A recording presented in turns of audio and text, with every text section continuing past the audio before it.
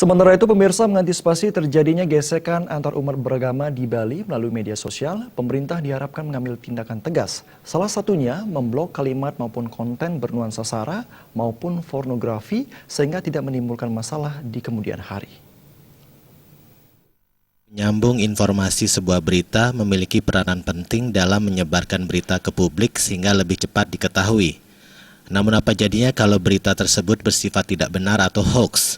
Tentunya akan menimbulkan masalah seperti halnya hoax terkait laporan berita pemukulan pecalang terhadap salah satu warga yang dinilai melanggar adat istiadat ataupun awik-awik desa adat saat melakukan Hari Raya Nyepi. Padahal setelah adanya miskomunikasi hingga berujung pemukulan sudah diselesaikan dan dibuatkan kesepakatan damai antara kedua belah pihak di kantor kepolisian yang dihadiri tokoh lintas agama.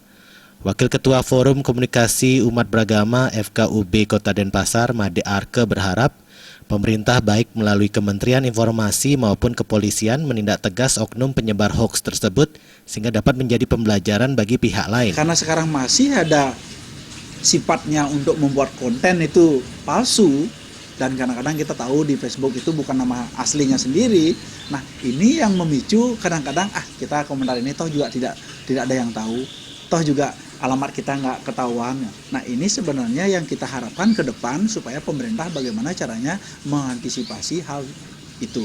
Supaya bagaimana betul-betul di medsos ini kita gunakan ke hal positif gitu, bukan ke hal negatif.